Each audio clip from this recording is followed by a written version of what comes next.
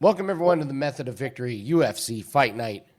Rudy is joining us. Jim is on vacation. I've had a rough week. Rudy, thank you so much for stepping in, brother. Appreciate it.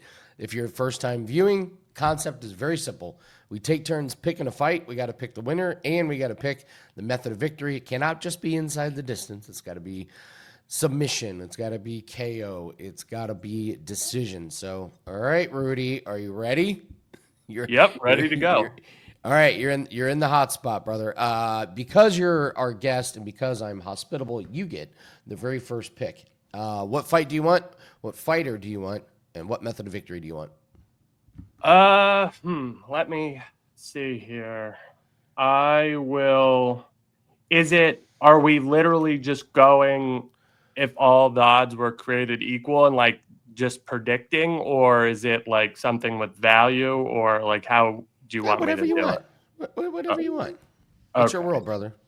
All right. The first pick in the draft, I will go with Christian Leroy Duncan via knockout.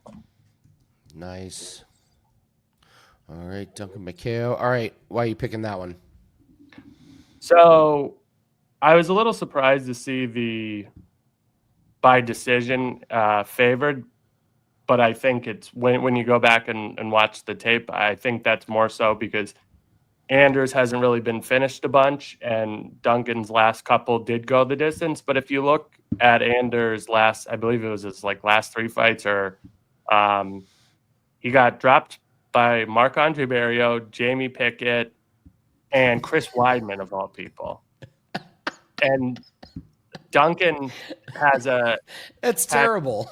yeah. So I mean, this seems like a good spot for Duncan to get back on the KO train. And and the 4 or 5 inch reach gap, 8 years younger. Yeah, I think Duncan by KO is a good one this Saturday. All right. Well, I'm gonna kind of piggyback off you. I'm gonna take one that's chalky, but I'm gonna take Juice Box here by KO. It's minus 225, and I don't care. He's fighting Rafael Cerqueira, who is awful. This The man has been tomato knocked can, out. yeah. He has been knocked out in both of the first rounds in both of his UFC fights. When you get smoked on your back foot in the first round, like he is always on his back foot. That man is never pushing forward. He doesn't have good striking defense. Walker did the UFC a solid by saving a fight against Alonzo Menafield, and he was game in that one. That was a wrestling, clinching, it was a dog. Both those guys put on a pretty good Yeah. performance. Cerqueira cannot do that. Walker by KO is going to be the easy pick for me. All right, what's your next one? Okay. My next one, here's a sneaky one for you. I'm going to go with Jocelyn Edwards via submission. Ooh, okay. So for that one, yeah, I feel like Zombie Girl's only way to win the fight is to knock her out, and that's probably slim margins at best. Edwards in the UFC, every time she's had the wrestling, the grappling upside and advantage on her opponent, she's gone to it. Cashware has been subbed 4 times, never had any herself. So if Edwards takes the path she should, and she's kind of strikes me as a fighter with pretty good IQ intelligence. So I just don't like Cashware's game off of her back. It might take her a little bit to get there, but I think at some point we're going to see some dominant positions from Edwards, and I think she could finish the fight there. So Edwards Okay. by submission. All right. There's another. Boy, there's some chalky ones that I like. You know what? Let's do it. You don't have to get too cute in some of these. Eros Medic has never been to judges, so we know this fight isn't going the distance. And I think Gilbert Urbina is pretty terrible. He's another cautious guy, doesn't throw a lot of volume. Medic is going to go in, and he's kill or be killed. We know that. So someone's getting knocked out, and I just don't think that Urbina has the aggression to get it done. I think Medic by KO here at minus 250 is It's chalky, but again, I'm just trying to pick my favorite ones here. Sometimes the chalkiest ones win. So Gilbert Urbina probably gets his walking papers after this one. All right, you're up again, sir. I will do Gabby Fernandez via knockout against Julia Stoliarenko. Uh, kind of straightforward. I mean, Fernandez is a big physical girl, hits very hard. Um, and Stoliarenko, she's tough, but she's pretty much round one sub, well, armbar specifically, or it just doesn't materialize.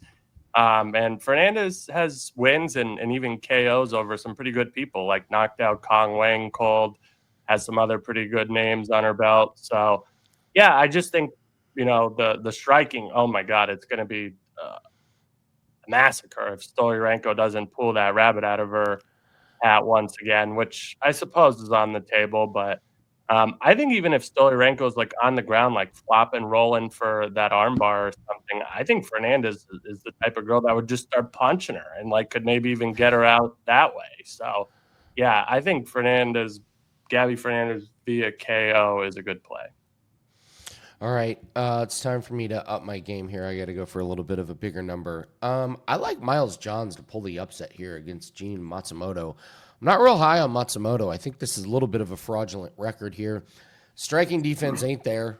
He can get hit, and he can get the wrestling going, which he's dependent on. And I don't think he can do it against Miles Johns. I think this fight is way closer than these odds are suggesting here. Miles Johns, pretty good cardio. Striking volume isn't huge, but he is pretty accurate. And like I said, I think he can win some of these wrestling exchanges that they have. So if I'm looking for kind of little dog money here, I'm going to go Johns by decision. It's plus 350 on DraftKings. And Rudy, split decision. If you got a book that has split decision, I could absolutely see the announcer. Judge one has it, Miles John. Judge one, Matsumoto. So I think I'm getting pretty good odds here for Johns to pull the upset. Yeah, All if right, he does, what's your next one? if he does pull it off, I think it'll be by decision. I can't really see him finishing Matsumoto, but let's go. I'll go with a chalky one. Oh, I think the price came down. I think it was like 230 or something earlier in the week when they first released props. But I'll take Elijah Smith via knockout for this one. Seeing minus 175. Oh wow, On that's a FanDuel great here. I'm price. not sure what whatever the book that you're using has, but yeah, I mean, I just don't think Kazama is really good. I don't even really think he's UFC level. Yeah, I guess you have to worry about Smith maybe potentially in the back end, but is Kazama really the guy that's going to be able to take him there? I don't think so.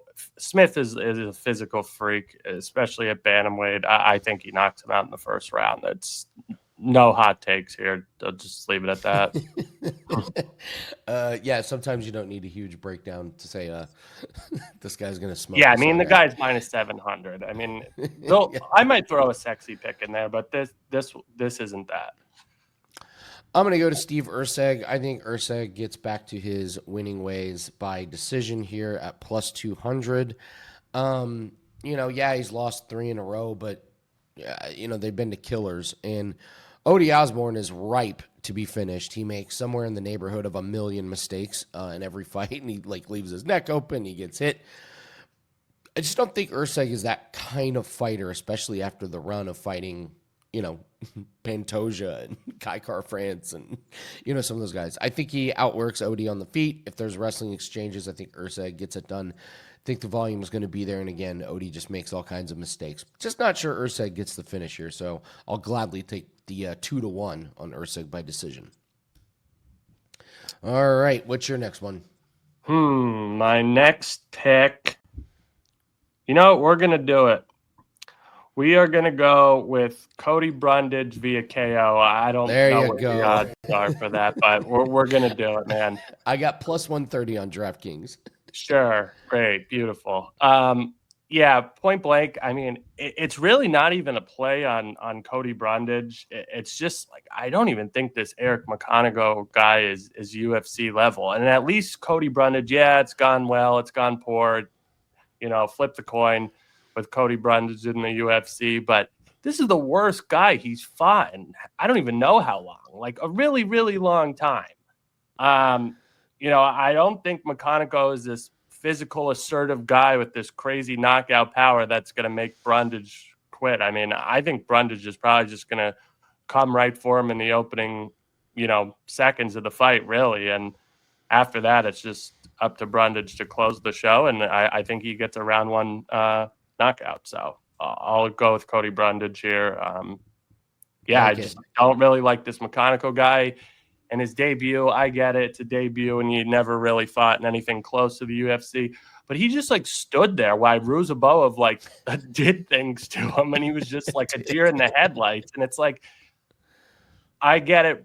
Brundage doesn't have those kind of physical attributes in terms of the height and the reach, but Brundage isn't going to sit there and wait for something to happen. So I think he's going to get stuck like a deer in the headlights again. Love it. Love it. My last pick was Usyk by decision because Odie Osborne makes a lot of mistakes in his fights, and if you want to talk about making mistakes in the in fights, Rudy, let me introduce you to Andre Feely, who puts his neck in harm's way every single fight. This man underwhelms me every single time I watch him. I think he's going to do something stupid again. I got Christian Rodriguez to wrap up some kind of guillotine or Darce, like an arm bar, just a triangle. Yes, when Feely runs in so I'm really just betting on Feely to make one of his horrific mistakes, and I cannot pass up plus 450 on Christian Rodriguez. Oh yeah, okay. That has my attention. Subs. Yeah, absolutely. I actually like that. I might actually play that myself.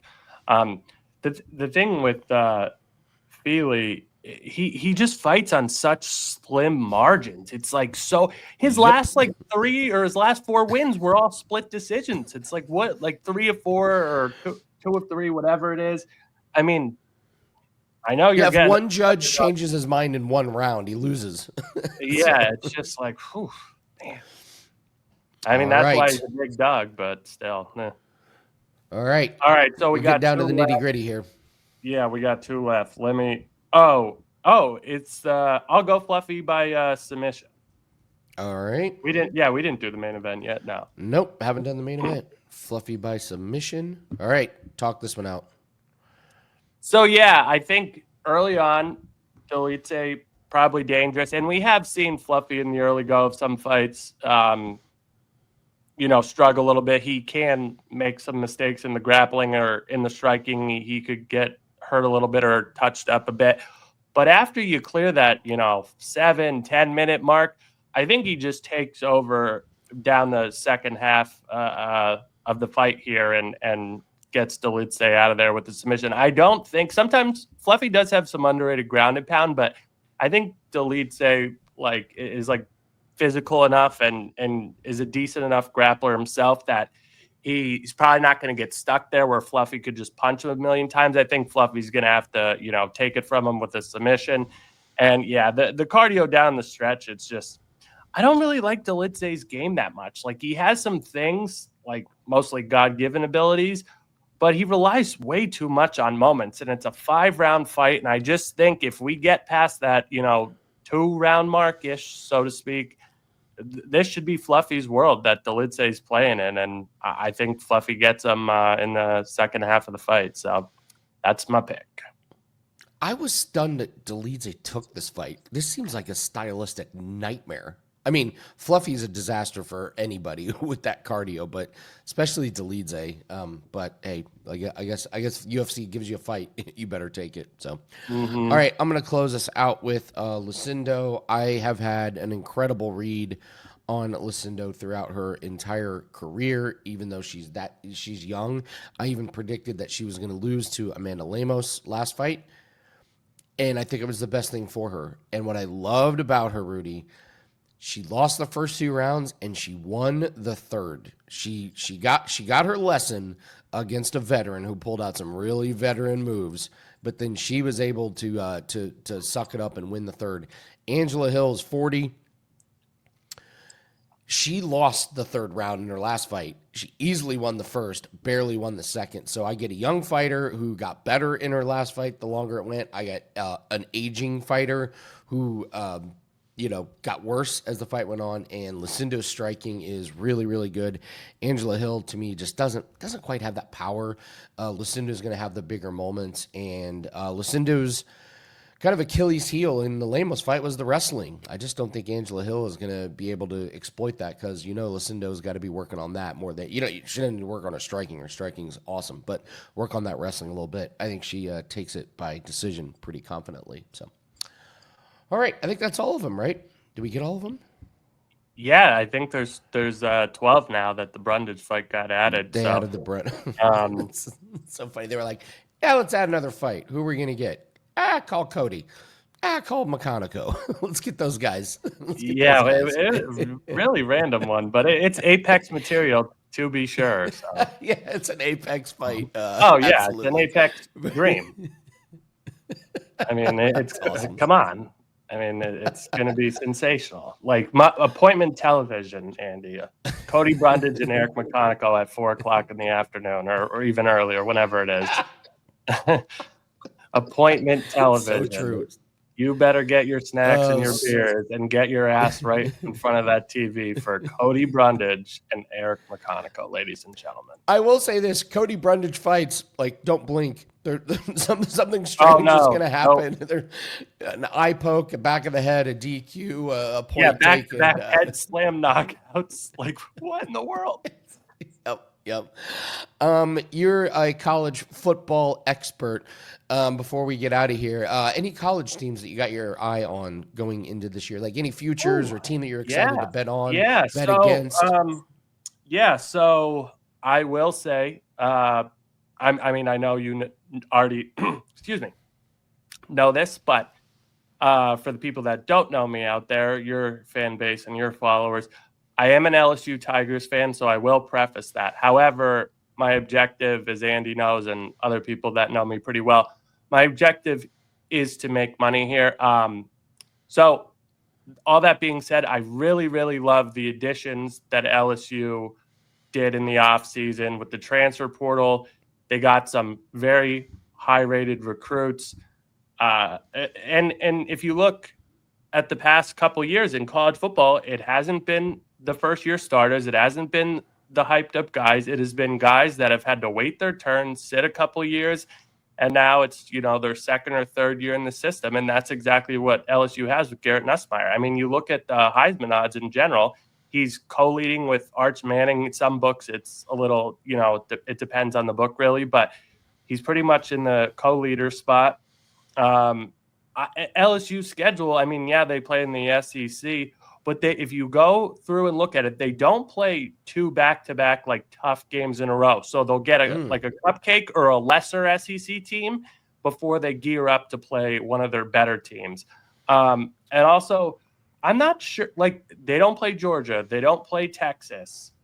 They do play Alabama on the road, but I think LSU is more equipped to deal with them this year. They're getting Harold Perkins back, which they really could have used last year because Jalen Milroe, and they had no one. They didn't have the speed to spy him and stuff like that. But, yeah, I just think you're getting great odds at LSU. Like if you want to take over 8.5, if you want to take them to win the SEC, the championship, Nussmeier, all those things, whichever, speaks to you the most. They are a team that I have an arrow trending up towards. One of the teams that I have an down arrow trending towards is the Colorado Buffaloes. I love this. 5.5 is their win total. And at the Big 12, I will say this, it is kind of the most up in the air Power 4 conference this year, I think. It really could go to anyone, but I just don't see the talent. They've lost so much to the draft. They lost their whole receiving core was drafted to the NFL. Sanders, say what you want about him, but he was, an effective quarterback for Colorado. Travis Hunter, obviously. Sanders' brother, who was the safety. They've just lost so much. So, and especially at Colorado, and like Deion with the health problems, like he lost his foot or his toe or something like that. I just don't know how much he's going to be all in. And yeah, I don't see Colorado getting 6 wins. I mean, every week, especially with a team like that, that's kind of meh at best. A lot of these teams, even when they're favorite, could sneak up and get them. So I think Colorado is a team you should be looking to go against, and especially with the popularity, maybe it won't be as popular from a week-to-week basis as it's been in the last 2 years with Dion and everyone and their mother betting Colorado to win no matter who they played.